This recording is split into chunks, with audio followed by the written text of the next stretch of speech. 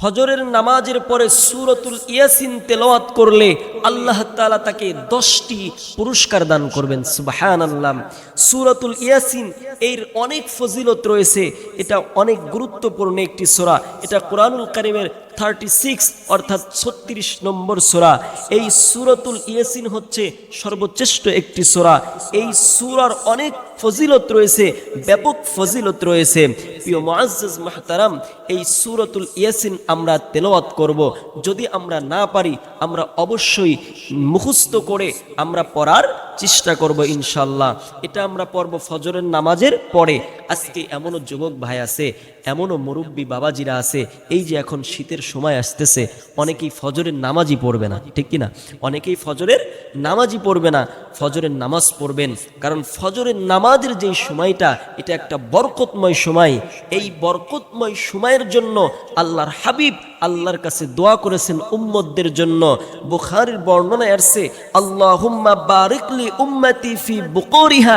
নবীজি আল্লাহর কাছে দোয়া করেছেন, আল্লাহ এই বরকতময় সময়টাকে আমার উম্মতের জন্য বরকতময় বানিয়ে দেন। আল্লাহর রাসূলের এই দোয়াটি আল্লাহ তাআলা কবুল করে নিয়েছিলেন। এর জন্য ফজরের সময়টা নিরিবিলি একটা সময়, বরকতময় সময়। এই সময় যদি আপনি সূরাতুল ইয়াসিন তেলাওয়াত করেন, আল্লাহ আপনাকে 10টি পুরস্কার দান করবেন। সুবহানাল্লাহ। আমরা জেনে নেই ওই 10টি পুরস্কার কি কি দান করবেন। 1 নম্বরে, আল্লাহর কোনো বান্দা যদি সূরাতুল ইয়াসিন একবার তেলাওয়াত করে, আল্লাহ তাআলা 10টি খতমের সওয়াব তার আমলনামার মধ্যে লিখে দেন। সুবহানাল্লাহ। 2 নাম্বার, ইয়াসিন কেউ যদি তেলাওয়াত করে, অনেক মানুষের শত্রু আছে, দুশমনের দুশমনি থেকে আল্লাহ তাআলা তাকে হেফাজত করবেন। 3 নম্বর হলো, এই সূরাটি কেউ আমল করলে আপনার গুনাহ আল্লাহ তাআলা মাফ করে দিবেন। 4 নম্বরে, আল্লাহ পাক মনের নেক আশাগুলো পূর্ণ করে দিবেন।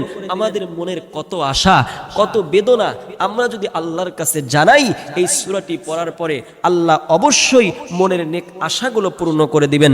5 নম্বর হলো, আপনার যে অভাব আছে, আমাদের কম বেশি মানুষের অভাব থাকে, যেই ঘরের মধ্যে বসে সূরাতুল ইয়াসিন তেলাওয়াত করা হবে, ওই ঘরের মধ্যে কোনো অভাব দেখা দিবে না। এর জন্য আমরা ফজরের নামাজের পরে আমার মা বোনেরা যারা আমার এই আলোচনাটি শুনবেন, আমি তাদেরকে অনুরোধের ভাষায় বলতে চাই, আপনারা সবাই ফজরের নামাজের পরে ঘরের মধ্যে বসে সূরাতুল ইয়াসিনটা তেলাওয়াত করবেন।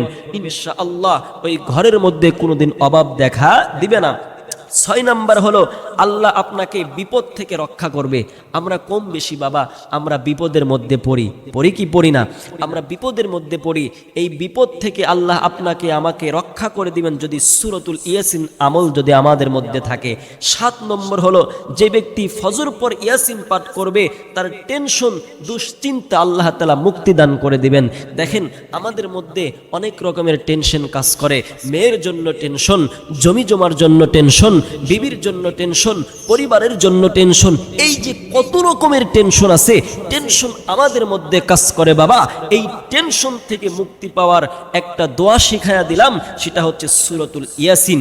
ইয়াসিন তেলাওয়াত করেন নিয়মিত, এই আমলটা করেন, আল্লাহ আপনাকে সকল টেনশন থেকে মুক্তি দান করবে। 8 নম্বর হলো, আল্লাহ আপনাকে অফুরন্ত সওয়াব দান করবে। সুবহানাল্লাহ। 9 নম্বর হলো, আল্লাহ আপনাকে সকল ধরনের আল্লাহর যত আযাব আছে, গজব আছে, সকল আযাব থেকে আপনাকে হেফাজত করবেন।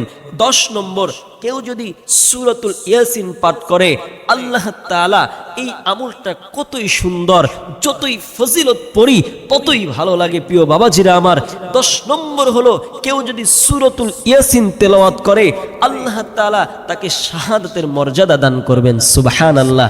এর জন্য আমরা যারা পারি না, আমরা এটা মুখস্থ করার চেষ্টা করব, আমরা কোরআনটা দেখে দেখে এটা আমল করার চেষ্টা করব। প্রত্যেক ফরজ নামাজের পরে আমরা এটা আমল করার চেষ্টা করব ইনশাআল্লাহ। আমাদেরকে সকলকে আমল করার তৌফিক দান করেন, আমিন।